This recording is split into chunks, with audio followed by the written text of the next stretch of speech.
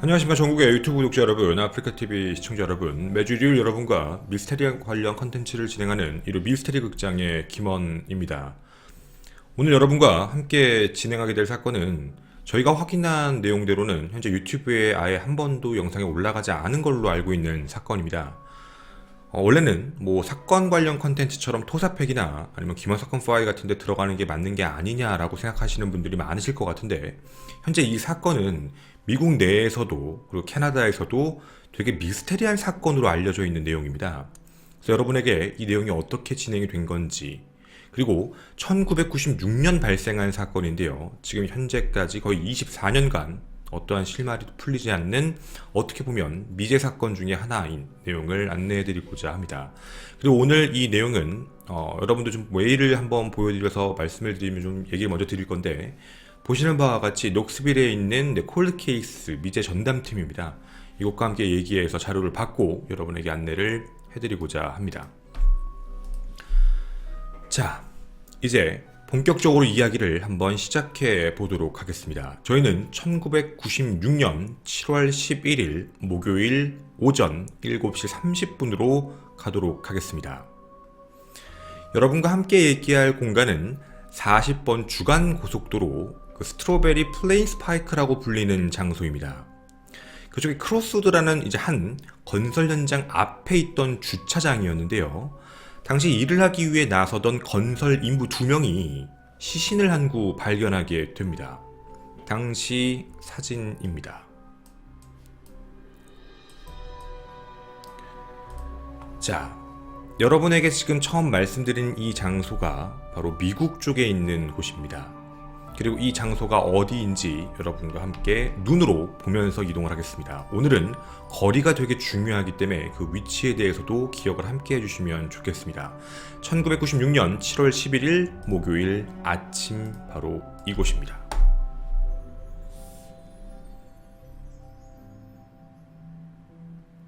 자, 여러분이 보시는 대로요, 녹스빌 근처입니다. 이곳에서 시신 한 구가 발견됐다.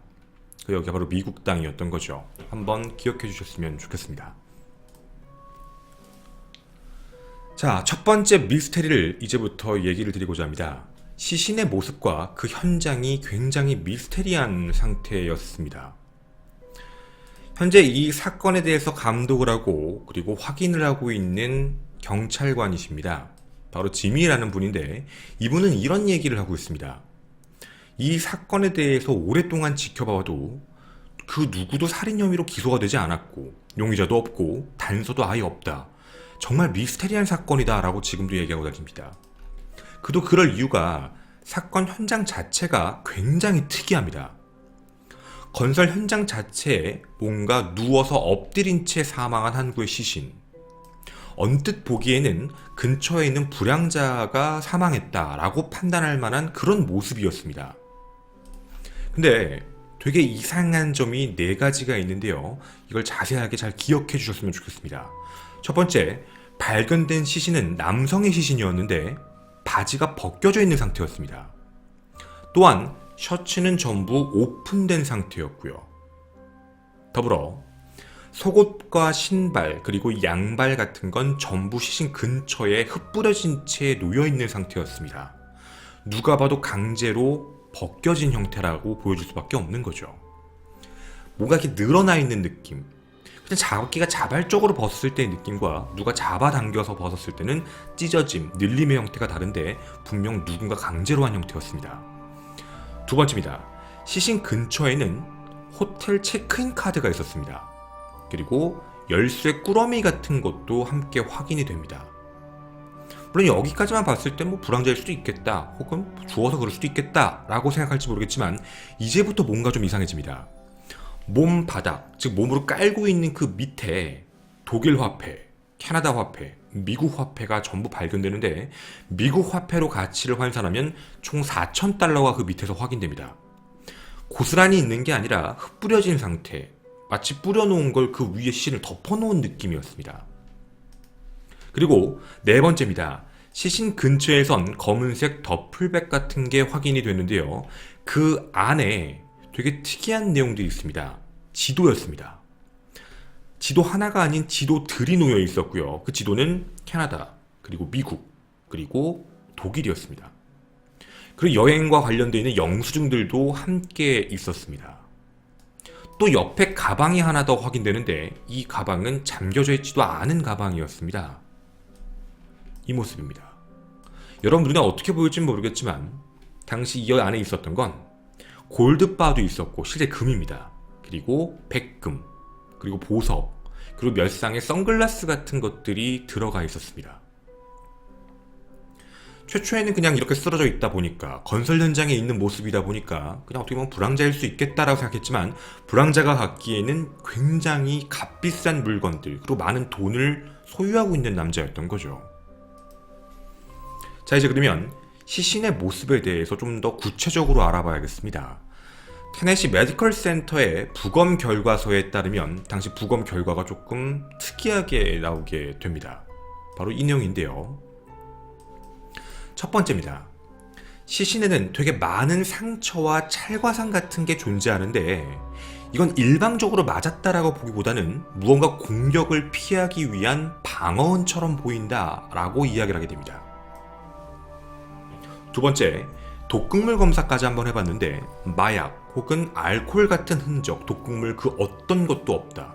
그리고 혈액 내에 나와 있는 어떠한 약성분도 없다. 뭐 예를 들면 정신질환 약이라던가 아니면 뭔가 뭐 혈압약 이런 어떤 것들도 존재하지 않는다. 즉 되게 깨끗한 상태로 발견됐던 거죠. 그리고 세 번째, 이마 부분에 상처가 존재한다였는데요. 이 이마 부분의 상처가 일반적인 상처가 아니었습니다. 뭔가 이렇게 푹푹 들어가 있는 형태였거든요. 경찰이 추측하고 있는 이 상처를 낸 무기가 첫 번째 쇠 지렛대 같은 것.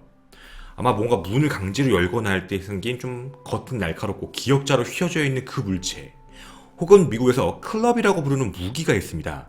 어떻게 보면 도깨비 엉망이처럼 생긴 건데 나무에 뭔가 이렇게 뾰족한 것들이 달려있는 그 형태 같은 것이다라고 추측을 했습니다. 건설 현장 근처였기 때문에 혹시 이 근처에 있나를 찾아봤지만 이 도구는 발견되지가 않았습니다. 그리고 네 번째, 사인에 대한 증거를 찾기 위해서 확인을 해봤는데 한 가지 사인으로 의심가는 게 있었습니다. 바로 위였습니다. 이 남자의 위가 파열된 상태로 보였던 거죠. 정말 강력한 단 한 번의 공격입니다. 딱 한 번 복부를 쳤는데 그게 위가 파열될 정도의 어마어마한 충격이었던 거죠. 당연히 부검이도 이게 직접적인 사인이구나 라고 생각을 했던 겁니다. 그런데 직접 사인은 위의 파열이 아니었습니다. 위가 파열되고 나서도 조금 살아있는 상태로 확인됐는데요. 직접적인 공식적 사망 원인 다섯 번째입니다. 바로 복부 천공입니다. 복부 천공으로 인한 폐혈증으로 확인이 되죠. 그리고 현장에 남았던 유일한 단서는 단 한 가지밖에 없었습니다. 뭐 DNA, 뭐 예를 들면 지문, 혈흔 이런 거 아무것도 없이 사망한 남자의 손에는 긴 머리카락 하나가 쥐어져 있었는데 그게 유일한 DNA 증거입니다. 사건 전 주변에 대해서 이 남자에 대한 목격자가 있는지도 찾아봤는데 7월 당일 10일이었던 바로 그날입니다. 유일한 목격자가 한 명 있었는데 근처에서 가드, 보안 일을 하고 있던 한 노인에게 소리가 들리게 됩니다. 새벽 3시 반쯤에 어떤 비명소리를 들었다. 근데 나는 그때 당시 그 여잔 줄 알았어. 너무 소리가 높았기 때문에. 어쨌든 의심이었던 거죠. 그리고 남자의 신원이 밝혀지게 됩니다. 이 남자의 신원은 1964년생, 나이 31세, 이름 블레어 아담스였습니다. 그리고 이 사람의 주소는 아까 보셨던 미국이 아닙니다. 미국 녹스빌이 아닌 캐나다에 살고 있는 사람이었습니다. 위치적으로 봐도 굉장히 먼 장소의 차이인 거죠. 여러분이 보신 화면에서 녹스빌이 이쪽에 있었습니다. 캐나다 이 근처에 살고 있는 남자입니다. 밴쿠버로 미칩니다. 도대체 이 남자는 왜 이곳에서 녹스빌까지 와서 사망을 했는지 그게 참 미스테리한 상황이 돼버린 겁니다. 자, 지금까지 말씀드린 내용에 대해서 조금 분석을 해보고자 합니다. 모두가 궁금해하는 부분은 캐나다에 있는 사람이 도대체 왜 수천 마일 떨어져 있는 녹스 카운티까지 왔을까? 그리고 왜 이렇게 많은 재물을 가지고 왔을까? 누군가가 죽였다면 살인의 목적이 뭐였을까? 우리가 그냥 보편적으로 남자가 이렇게 살해됐다고 생각을 해보면 강도인가? 근데 강도라고 하기에는 너무 많은 재물들, 현금을 그냥 두고 갔습니다.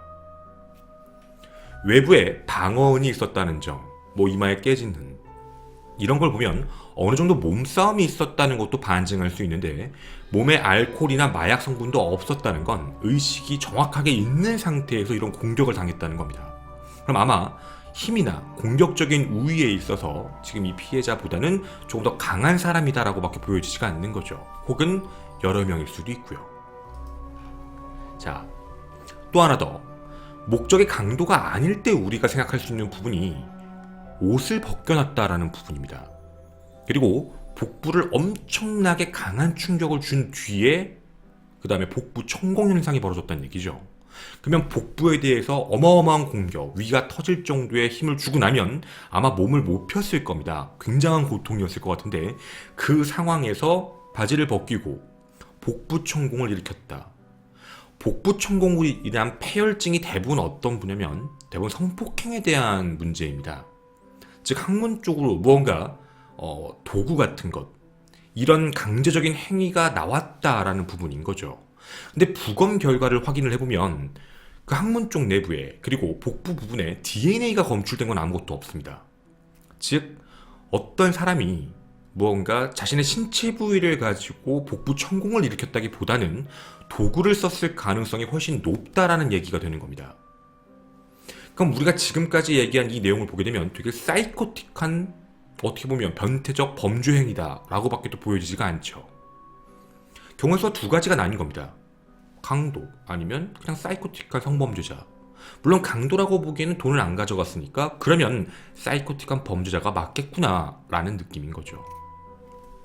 물론 지금까지의 내용만 살펴봤을 때 가장 합리적으로 의심할 수 있는 부분인 겁니다.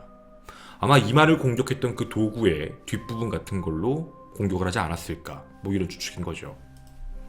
그런데 이 사건이 미스테리가 된 이유가 사실 있습니다. 피해자였던 블레어 아담스는 캐나다에 있을 때 사망하기 6일 전부터 이상한 행동을 하기 시작했습니다. 자신의 어머니에게 어머니, 누군가가 나를 죽이려고 하는 것 같아요. 그리고 자신의 친구들에게도 누군가가 나를 죽이려고 한다. 나는 캐나다를 반드시 떠나야 된다. 이런 얘기를 했던 겁니다. 주변 사람들은 왜 그래?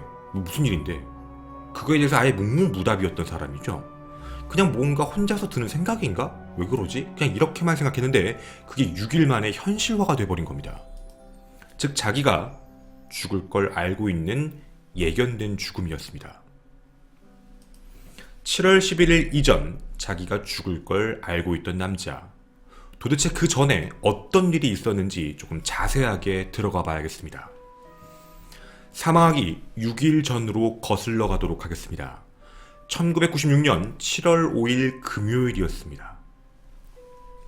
당시 브리티시 컬럼비아의 서리라고 부르는 지역, 즉 캐나다입니다. 밴쿠버 밑이고요. 항구 도시이기도 합니다. 옆에 바다가 바로 껴있는 이곳에 살고 있는 게 바로 거주자 블레어 아담스였습니다. 지리적으로 확인해봐도요, 위치가 이쪽이다 라고 봐주시면 좋겠습니다.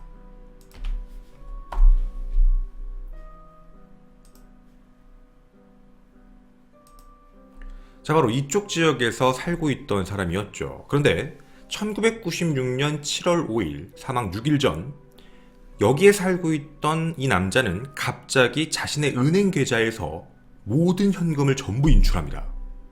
그리고 금고에 가서 맡겨놓은 귀중품을 전부 꺼내죠. 그게 백금이었던 겁니다. 그리고 어머니에게 연락을 합니다. 누군가 나를 괴롭히는 것 같아요. 삼촌을 만나야 될 것 같아요. 미국으로 가겠습니다. 라고 얘기하고 떠난다라는 말을 남기게 됩니다. 당시에 블레어 아담스는 원래 건설 일을 하고 있었기 때문에 어머니 입장에서도 애가 출장을 가나 보지 이렇게 생각하고 대수롭지 않게 느꼈던 거죠. 그 이후의 행적은 이틀 뒤에 발견됩니다. 이틀 뒤에 발견된 건 1996년 7월 7일 일요일, 사망하기 4일 전이었는데요. 일요일 아침에 당시 아담스가 타고 있던 쉐보레 슈베트라는 차량입니다. 본인의 차량이었죠. 이걸 타고 브리티시 컬럼비아 빅토리아를 출발해서 미국 시애틀로 가는 여객선을 탑승하려고 합니다. 즉 왼쪽으로 이동해서 배를 타고 시애틀 쪽으로 내려갈 걸 생각하고 있었던 거죠. 그의 계획이었습니다. 자, 그런데 좀 문제가 생기게 됩니다. 당시에 여객선을 타려고 이동을 했던 첫 번째 미국으로의 도주의 시도였는데 미국에서 마약 밀매자라고 오해를 합니다. 이유가 현금을 너무 많이 가지고 있고 그리고 귀중품이 너무 많다. 더불어 예전에 마약과 폭행 혐의의 전과가 캐나다에서 있었습니다. 그걸 물어보는 미국에게도 나 그런 적 없는데? 라고 계속 숨기는 활동을 하다 보니까 이거 100% 여기는 현금과 그리고 귀중품 가지고 마약 거래를 하러 간다 라고 생각을 하고 입국 허가를 안 해줍니다. 그렇게 미국으로의 입국을 거부당하고 밴쿠버로 이동을 하게 됐던 거죠. 첫 번째 미국으로의 이동 시도였다라는 점을 알아두셨으면 좋겠습니다. 자, 다시 위치에 대해서 다시 한 번만 언급을 해드리겠습니다. 분명 이 지역에서 살고 있던 남자, 그리고 미국으로 어떻게 보면 미국으로 도망을 치기 위해 배를 타려고 준비를 했는데 거기서 걸렸던 거죠. 시애틀로 내려갈 수 있는 상황이 아니었던 겁니다. 결국 추방을 당하고 다시 밴쿠버 쪽으로 향해서 7월 7일 일요일날 했던 행동은 밴쿠버에 있는 여자친구를 만나고, 그리고 뉴 웨스터민스턴에 살고 있는 친구를 만나고, 그리고 서리에 살고 있는 어머니를 뵈러 갑니다. 어머니를 만나러 온 아담스는 여기서 자기가 일을 하고 있던 내용에 대해 얘기를 하며 이제 일을 그만둬야 되겠다라고 말을 한 거죠. 되게 불안한 것처럼 보였는데 어머니하고 같이 있는 것을 아예 원치 않는 모습이었다고 합니다. 그리고 조심스럽게 나 빨리 국경 넘어가야 돼. 나 지금 빨리 미국으로 가야 돼. 계속 이런 얘기만 했던 거죠. 누군가가 자신을 죽이려고 한다라는 이야기를 처음 얘기한 게 사망 4일 전이었습니다.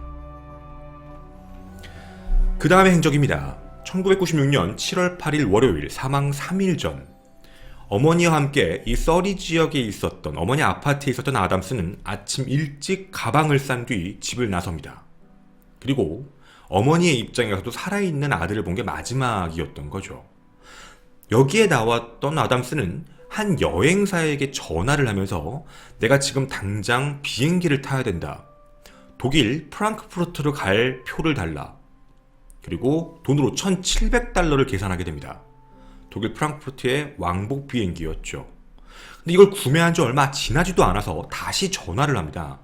내가 독일에서 만날 사람이 한 명 있는데 그 사람이 지금 몸이 아프다고 날 못 만난다고 하네요. 환불해주세요. 라고 이야기합니다. 추측컨대 7월 8일 독일로 가려고 했지만 그 시도조차도 아마 안 된 거라고 판단이 됐던 거죠. 당시의 통화 기록을 확인해봤지만 아담스는 독일에 있는 사람과 통화한 기록 자체가 없습니다. 그럼 아마도 독일로 가는 것도 쉽지 않았다라고 밖에 보여지지가 않는 거죠. 이게 캐나다를 떠나고 싶어 했던 두 번째 시도였습니다. 그리고 또 하루가 지납니다. 1996년 7월 9일 화요일, 사망하기 이틀 전, 그의 모습이 확인된 부분은 이번엔 또 국경선입니다. 즉 캐나다에서 미국으로 넘어가는 이제 길이었던 거죠. 바다로도 비행기로도 못 갑니다. 세 번째 시도를 합니다. 미 당국이 당시에 아무렇지 않게 원래 통과를 시켜주려고 했는데 검문을 할 때 이상한 점을 하나 확인하게 됩니다. 걸어 내려오던 사람이었거든요. 손과 다리 부분에 어마어마한 상처가 있는 상태로 확인됐던 겁니다. 뭔가 좀 이상한데? 라고 판단했던 미국 경찰은 캐나다 측에다가 협조 요청을 하고 신원 조회를 한번 확인해 보는데 캐나다에서 7월 8일이었던 바로 전날 월요일날 차량이 도난됐다라는 신고가 들어오게 됩니다. 파란색 자동차가 하나 없어졌는데 그걸 훔친 사람이 이런 모습이었다. 근데 그 인상착의가 아담과 똑같은 모습이었습니다. 즉 밴쿠버에서 차량이 도난이 됐는데요. 그 도난 차량이 지금 그거에 대한 용의자가 바로 아담스였던 겁니다. 경찰은 일단 미국 경찰은 아담스에게 잠깐만 여기 계셔보세요 라고 얘기하고 이 국경선 근처를 조회해보기 시작을 했는데 그 파란색 차를 찾게 됩니다. 누가 봐도 아담스가 그 차를 어떻게 보면 절도해서 타고 온 뒤 걸어서 입국하려고 했던 것 같은데 계속적으로 주장을 합니다. 나는 절대 훔치지 않았다. 증거가 일단 없다라고 판단했던 미 당국은 캐나다 가서 해결해라 라고 얘기하고 다시 한번 캐나다로 돌려보냅니다. 자, 밴쿠버로 바로 돌아왔던 당일날 아담스는 여기서 멈추지 않고 네 번째 시도를 다시 한번 합니다. 바로 어떤 시도였냐면 밴쿠버 국제공항에서 자동차를 한 대 빌리게 되는데요. 자신의 차량이 원래 있다고 했습니다. 쉐보레 슈베트 차량이 있는데 그 차량을 그냥 버려두고요. 이상하게 밴쿠버에서 차량 한 대를 빌립니다. 그게 닛산의 알티마 차량이었습니다. 그리고 여기서 차량을 빌린 뒤 국경선을 무난하게 넘어가 밑에 있는 시애틀로 넘어가게 됩니다. 네 번째 시도 만에 드디어 미국으로 갔던 거죠. 자, 시애틀에 도착하자마자 또 특이한 행동을 합니다. 이게 당일날 다 한 행동입니다. 알티마 차량을 시애틀 공항에 그냥 버려두고 이 시애틀 공항에서 워싱턴 DC로 가는 항공편을 왕복이 아닌 편도로 구매를 합니다. 자, 우리가 이 점에서 좀 알아봐야 될 게 있습니다. 당일날이었습니다. 사망하기 이틀 전 7월 9일 화요일날 얼마나 급했는지는 모르겠지만 자기가 캐나다를 떠나야 된다는 시도를 당일 3번을 합니다. 그리고 3번 만에 드디어 넘어갔다는 거죠. 분명 자기는 더 이상 캐나다에 있으면 안 된다고 생각했던 것 같습니다. 우리가 지금 생기는 의문점 중에 첫 번째, 파란 차를 훔친 이유는 어느 정도 납득은 할 수 있을지 모르겠습니다. 자신의 차 쉐보레로 만약에 건너면 검문에서 걸릴 것 같다라는 생각에 훔치고 갔을 수도 있죠. 그리고 그 이후에 차량이 또 걸리는구나 라고 알고 밴쿠버에서 차량을 렌트한 뒤 마치 여행객인 것처럼 건너갔던 겁니다. 반드시 미국으로 가야 될 되게 필사적인 모습처럼 보인 상황이었죠. 또한 도착하자마자 편도로 항공권을 워싱턴을 가는 걸 끊게 되는데 여기서 끊는 행위가 조금 이상합니다. 사람이 얼마만큼 급했는지가 보여지는 건데요. 당시 앞에서 인셉을 받던 사람도 이렇게 얘기합니다. 당장 빨리 있는 티켓을 달라. 빨리 달라. 이렇게 얘기를 했던 거죠. 당시에도 $400짜리 워싱턴 티켓이 있었음에도 불구하고 $800짜리, 그러니까 어떻게 보면 2배가 넘는 돈이죠. 그걸 구매하고 곧바로 워싱턴을 향해 날아가게 됩니다. 이곳에서 그 다음 이동했던 게 워싱턴 DC였습니다.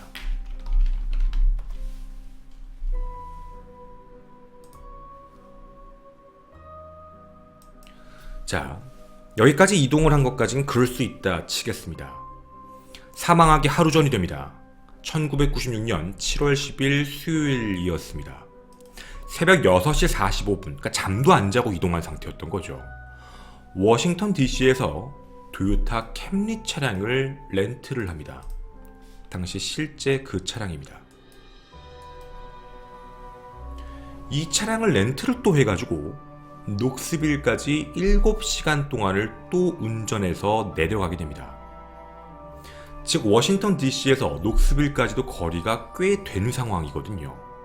근데 이게 되게 아이러니한 게 뭐냐면 시애틀에서 녹스빌까지 가는 공항 편도선도 있습니다. 근데 굳이 녹스빌을 가는데 방식 자체를 워싱턴을 갔다가 그 다음에 차를 끌고 7시간을 다시 내려간 거죠. 잠도 제대로 못 잔 상태입니다. 그럼 우리가 생각할 때 원래 녹스빌이 목적지였는데 녹스빌로 바로 가는 게 비행기 시간에 너무 지체가 돼 있어서 워싱턴을 들렸다 가는 게 빠르겠다라고 생각을 했는지 모르겠지만 당시 항공편을 검색을 해보면 녹스빌로 바로 가는 차량, 어떻게 보면 비행기가 있었기 때문에 이렇게 행동할 필요는 없었던 겁니다.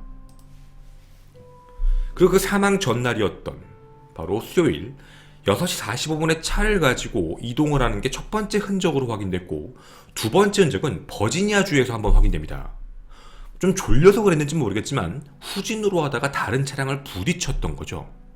큰 사고는 아니었지만 경미한 사고였습니다. 그 당시에 부딪혔던 피해자의 남자, 그 사람이 얘기했던 건 되게 나이스한 사람이긴 했는데 되게 서두른 것처럼 보였다. 바로 처리해드릴 테니까 라고 얘기하며 그 자리에서 현금을 갖고 있던 일부를 줬다고 얘기합니다. 그리고 그 이후에 아담스의 행적이 끊어진 게 아니었습니다. 오후 5시 30분 아담스가 목격됩니다. 녹스빌 근처에서 확인됐는데요. 한 주유소였습니다. 주유소에서 주유를 한 뒤 갑자기 보험회사에 전화를 했던 거죠. 당시에 전화를 받았던, 어떻게 보면 이제 토우트럭, 우리나라에서 이제 레카라고 부르죠. 운전사였던 제라드라는 사람이 전화를 받고 무슨 일입니까? 라는 질문에 차량 키를 잃어버렸어요. 제가 도요타 차량을 렌트해서 왔는데 지금 주유를 하다가 키가 없어졌습니다. 어떻게 보면 되게 황당한 전화였던 거죠. 당시 그래서 제라다 도착했을 때 아담스에게 묻습니다. 키 있는 거 줘봐. 없어요? 라고 얘기를 했는데 키를 하나 줍니다. 이 키가 안 열린다고요. 그 키를 받아들었던 제라드는 보자마자 이렇게 얘기하죠. 이거 이 차 키 아닌데? 당시 갖고 있던 키가 이 도요타 캠리 키가 아니라 아까 여러분한테 말씀드린 차량을 알티마 버려두고 온 거 있죠. 알티마 차량의 키였습니다. 차량은 두고 키를 가지고 왔던 거죠. 시애틀에 버려진 차였습니다. 당시에 제라드는 이런 생각을 했다고 합니다. 너 주머니도 뒤져봐. 주머니에 있겠지. 근데 주머니를 뒤지지 않고 난 이제 없었는데 지금 없어요 라고만 계속 주장을 했던 겁니다. 아니 너가 상식적으로 네가 차 키를 뽑고 내리고 문이 잠기고 저 안에 이 차 안에 키가 없으면 네 몸에 있어야지 어디 있겠어. 좀 찾아봐 라고 얘기해도 못 찾았던 겁니다. 그래서 당시에 제라드 이제 그 보험회사 직원도 이 사람 좀 이상한 사람인가? 라고 생각을 했다고 합니다. 일단 키가 사라져 버린 겁니다. 눈 깜짝할 사이에 말이죠. 결국 제라드는 이 차를 견인해서 이제 리페어샵으로 이동을 시키고 아담스에게 묻습니다. 어디다 데려다 줄까? 녹스빌에 있는 이곳, 바로 정확한 지명을 얘기합니다. 호텔입니다. 이 호텔에 내려줘 라고 얘기하죠. 자, 그 이후에 마지막 행적이 확인된 건 이 호텔 CCTV에서 확인이 됩니다. 당시 실제 CCTV 카메라의 캡처본입니다. 사건 사망하기 전날이었습니다. 저녁 시간 6시 49분 59초 이때쯤 아담스가 도착을 하게 됩니다. 근데 이곳에 와서 체크인을 하는 데만 40분 정도가 걸립니다.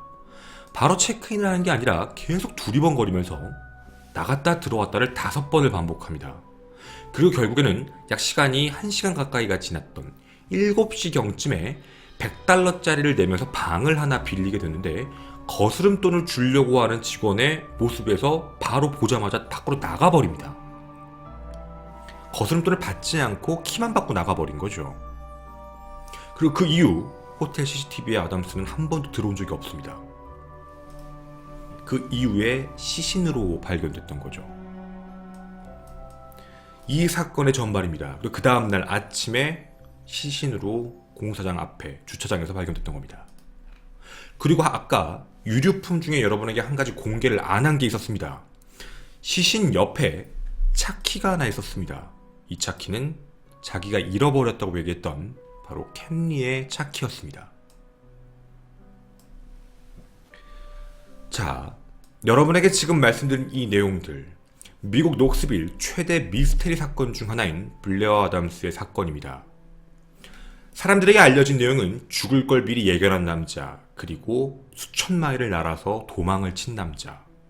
킬러가 쫓아왔나? 마약을 거래하기 위해였나? 돈 문제가 있었나? 건설업과 관련된 문제가 있었나? 치정 문제인가? 여러 가지 추측들이 난무합니다. 그런데 주변에 남는 용의자가 아예 없었던 거죠. 그렇게 최대 미제 사건이 돼버린 겁니다. 여러분이 이 사건에서 한 가지 주목을 하셔야 될 부분은 바로 이 부분입니다. 이 사람은 필사적으로 살려고 했습니다. 당시에 마주쳤던 모든 사람들은 정상처럼 보이지 않고 굉장히 다급해 보였다. 마치 정말 위에서 얘기한 대로 누가 날 죽일 것 같아 라는 그런 공포심을 느낀 사람처럼 차가 부딪혀도 바로 현금을 주고 처리를 하려고 했고, 그리고 공항에 가서도 가장 빠른 거 그냥 주세요. 더 싼 거에 대한 관념 없이 무조건 빨리 타고 가는 게 목적이었던 사람. 그리고 자신이 빌렸던 렌트카에 대해서 그냥 방치하고 떠난 사람. 그거에 대해서 비용을 어떻게 물든 당장 자기가 죽을 거에 대한 두려움이 훨씬 더 강했던 사람이었던 겁니다.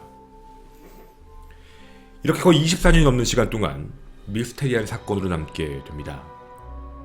근데 우리는 오늘 2019년 현재가 되었을 때 이 사건의 새로운 정보들을 함께 취합을 조금 해보고자 합니다. 일단 용의자에 대해서 먼저 말씀을 드리겠습니다.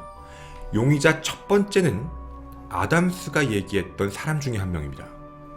아담스가 사망하기 1년 전 1995년 아버지의 건설회사를 다니면서 그 밑에서 감독 역할을 했었는데요. 자신이 만나던 여자친구에게 이런 얘기를 했다고 합니다. 사망하기 몇 주 전 내가 알던 사람 중에 되게 나랑 사이 안 좋은 사람이 있는데 걔가 이번에 캐나다로 온대. 귀국한대. 독일에서 이동한다라는 얘기를 들었던 거죠. 그래서 그 사람에게 폭력을 당하고 뭔가 좀 위압감을 느꼈다라는 진술을 받게 됩니다. 되게 중요한 정보여서 당시 경찰도 독일 프랑크푸르트에서 이동하는, 이 회사에서 이동하는 사람들 다 조회해봤지만 아예 아무도 없었습니다. 그럼 용의자 첫 번째는 그냥 어떻게 보면 자신의 상상력이 만들어낸 걸 수도 있죠. 일단 그렇게 사라지게 됩니다. 용의자 두 번째가 있었습니다. 아마 여러분도 지금 생각이 나시겠지만 견인기사 제라드였습니다. 경찰이 사망 전날 만났던 제라드에게 너가 내려다 준 게 아니라 너가 일을 터뜨린 걸 수도 있지 라고 얘기하며 모바일 샘플을 뽑아갑니다. 피해자의 시신에서 손에 분명히 어떤 모발이 확인됐던 문제였던 거죠. 하지만 그 둘은 일치하지가 않게 됩니다. 즉 이렇게 용의자가 전부 사라져버립니다. 용의자가 정확하지 않기 때문에 특정할 수 없다 보니 상황을 역으로 판단해봐야 될 문제였던 거죠. 사건을 조금 목적에 대한 부분으로 얘기를 좀 바꿔보도록 하겠습니다. 이 사건에 두 건의 목격자가 실제로 존재합니다. 근데 이게 되게 중요합니다. 형사 파리 모이어스에 대한 얘기인데 두 명의 여자가 있었다라고 얘기합니다. 아담스가 녹스빌에 있는데 크래커바를 레스토랑에서 목격이 됐다. 이게 첫 번째 목격이었고 두 번째 목격은 어떤 밥을 먹는 장소에서 직원 3명이 보게 되는데 오후 9시에서 10시 반 사이에 아담스가 어떤 남자랑 같이 잡지를 보면서 캐나다 돈과 관련된 얘기를 했다. 두 가지의 목격이죠. 이 둘에 대한 목격을 듣고 몽타주를 그려보는데요. 이 몽타주가 다르게 나옵니다. 그 두 사람의 얘기를 듣고 혼합해서 몽타주를 그리기는 했지만 둘이 얘기하는 인상차이는 좀 많이 달랐던 겁니다. 두 명의 여자가 목격한 남자는 눈썹이 위로 올라갔다라고 표현을 했는데 당시에 직원이 봤던 두 번째 목격자는 눈썹이 내려갔다. 이 부분을 조합해서 몽타주를 만들어 봤지만 흔적은 아예 없었습니다. 다만 공통적인 부분은 뭐냐면 7시 정도에 호텔을 나왔던 남자, 저녁 9시에서 10시 반 사이에 누구 어떤 남자를 만나고 있었다 정도를 믿을 수밖에 없는 상황인 거죠. 그 다음 두 번째 상황의 근거입니다. 어머니의 인터뷰에 따르면 아담스가 행동이 조금 이상했다고 합니다. 캐나다를 떠나기 몇 주 전 동안 아담스에게 물어봐도 자기를 뭐가 괴롭히는지 얘기를 안 했었는데 한 가지 알게 됩니다. 아담스는 남자 룸메이트와 어떻게 보면 애정행각, 즉 연인관계였다라는 문제였죠. 물론 어머니가 얘기했던 건 그 이후에 바로 헤어졌다라고 얘기하긴 했지만 당시에 동성애에 대한 부분이 있어서 사건이 터졌을 때는 좀 예민하게 반응할 수도 있는 문제죠. 만약에 이 사건이 동성애와 관련이 있다라는 얘기가 나오면 수사가 좀 묻히고 사람들 사이에서 이상한 소리, 즉 치부라고 생각을 해 얘기를 안 하고 있다. 2017년에 공개하신 겁니다. 어쨌든 우리가 얻을 수 있는 건 동성애와 관련된 게 있었다가 하나입니다. 세 번째입니다. 아담스의 부검 결과였는데요. 당시 아담스는 이곳에 왔을 때 차가 없었습니다. 왜냐면 차를 견인해서 가버렸고 호텔에 있던 아담스는 걸어서 움직일 수밖에 없는 상황이었거든요. 그리고 사망 예상 시간이 새벽 3시 반입니다. 왜냐면 그 비명소리를 들었다라고 가드가 얘기했으니까. 근데 당시 위가 파열됐지만 부검을 해봤을 때 위 안에 상추, 고기, 새우가 존재합니다. 즉 호텔을 7시에 나서서 음식을 섭취했다라는 이야기가 됩니다. 당시 위에 남아있던 걸 봤을 땐 대부분 3, 4시간 정도의 소화가 되죠. 새벽 3시 반부터 3, 4시간을 거슬러 올라가면 저녁 11시 정도에 어디선가 음식물을 먹었다는 얘기가 됩니다. 그러면 목격자의 진술하고 어느 정도 일치가 되는 상황입니다. 그리고 네 번째입니다. 이 부분은 어머니의 주장 중에 하나인데 아담스가 미국에 간 이유를 2017년에서야 밝히게 됩니다. 당시 걔가 왜 갔냐면 1996년 애틀랜타에서 열린 올림픽 그걸 구경하기 위해서 간 거다 라고 이야기를 합니다. 게임 자체가 녹스 카운티에서 200마일 정도 떨어진 거였고 사망한 날보다 8일 뒤였던 7월 19일에 시작되는 게 맞았습니다. 즉 정확히 말씀을 좀 드리면 이 이야기가 밝혀지면서 내용이 맞아떨어진 건데 당시 애틀랜타 올림픽이 열린다는 문제 때문에 조금 항공권이 가격이 올라간 상황, 어떻게 보면 돌아간 부분에 대해서도 말이 될 수 있는 상황이었습니다. 그걸 2017년이 되어서야 얘기를 했다는 거죠. 그럼 이제 목적지도 어느 정도 알 수 있었고 왜 녹스빌에 갔는지도 알 수 있는 상황입니다. 근데 이 부분까지가 그렇다, 녹스빌에 가서 올림픽을 보기 위해 갔다 라고 얘기를 하게 된다면 무언가 이상한 점은 왜 그렇게 급했고 왜 그렇게 자기가 죽을 거라는 생각을 했는지에 대해서 뭔가 성립이 안 되는 겁니다. 복잡하고 번거로운 루트를 간 건 이해는 가는데 왜 저런 행동을 했을까? 그게 조금 납득이 안 갔던 거죠. 그리고 다섯 번째입니다. 당시 상황적인 모습을 봤을 때 아담스는 뭔가 성폭력을 당했다라는 느낌이 강했습니다. 아까 처음에 말씀드린 것처럼 말이죠. 그리고 범죄 현장 자체가 트럭 정류장 근처여서 애덤스가 있었던 호텔 근처가 매춘을 했던 행위가 되게 많았다고 합니다. 즉 차량 매춘인데 현재도 외국에 좀 있는 경우기도 하죠.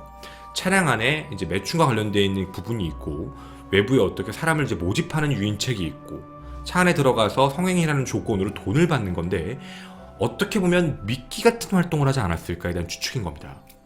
차 안에서 성행위가 발생됐고 그 안에서 싸움이 생기고 그 안에서 뭔가 격투가 벌어진 뒤에 사망을 하고 그리고 바깥에 버리고 도망간 게 아닐까라는 이야기가 있었던 거죠.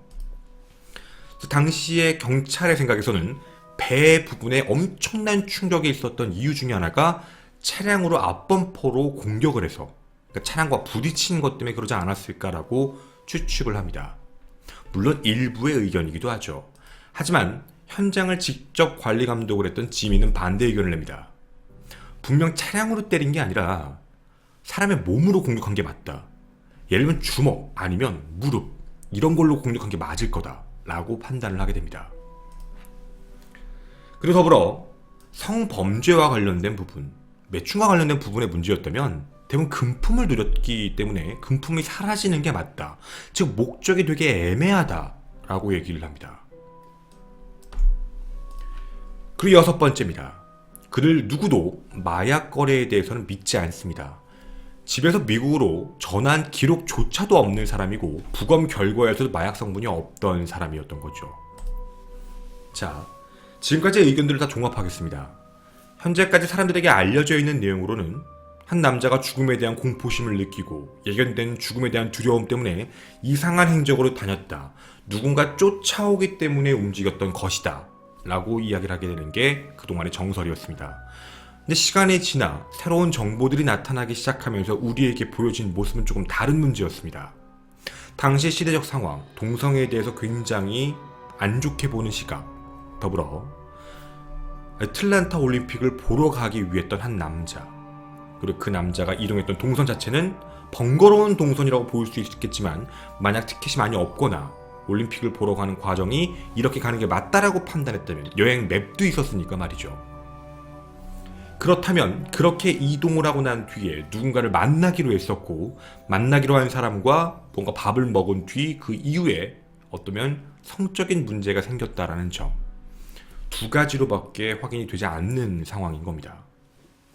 만약, 정말로 만약입니다. 두 번째 후자의 경우 최근에 밝혀진 내용대로라면 녹스빌 근처에 아마 만난 남자가 살고 있었을 가능성이 높을 거다라고 추측 중입니다. 왜냐면 분명 이 호텔을 데려다 달라라고 얘기를 할 때조차도 그 사람은 여기라고 지명을 하고 있었죠. 그리고 호텔 로비에서도 계속 번갈아서 뭔가 왔다 갔다 하면서 확인했다라는 모습, 그리고 그 이후에 이동했다는 모습까지 말입니다. 과거까지는 그냥 이상하게 죽은 남자, 하지만 2017년 이후부턴 어쩌면 동성애를 숨기기 위해서 그런 함께 애틀란타를 보기 위해 이동하다가 생긴 하나의 문제가 아닐까라는 추측도 나오고 있습니다. 어떤 것인지는 알 수 없지만 이 사건은 유일하게 남은 게 한 가지가 존재합니다. 머리카락 한 올이죠. 장기 미제 사건이지만 DNA가 남아있다는 점에서 어쩌면 이 사건은 앞으로 해결될지도 모릅니다. 여러분이 생각하실 땐 어떤 경우로 이렇게 움직였다고 보여집니까? 정말 미스테리한 무언가 귀신에 쫓겼거나 정말 킬러에게 쫓겼거나 이런 음모 쪽일지, 아니면 자신의 상태, 자신의 심리를 감추기 위한 행동으로 그리고 함께 애틀랜타 올림픽을 보러 가기 위해 준비하던 사람의 최후였던 건지 여러분의 생각도 궁금합니다. 저는 1호 미스테리 극장의 김원희였습니다. 감사합니다.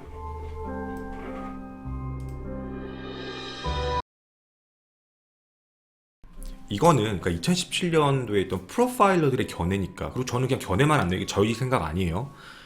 미국에서는 어떻게 생각을 사실 하고 있냐면 2017년에 이제 그 얘기를 발표를 했으니까 동성애가 있었다라는 부분에 대해서 피해자의 심리 상태상 동성애고 누군가를 너무 좋아하는데 사이가 틀어져서 그 사람을 따라가야 되겠다, 신원 정리를 한 게 아닐까라고 생각을 했던 거예요. 그러니까 자기가 죽었다고 생각해라, 자기가 사라지면.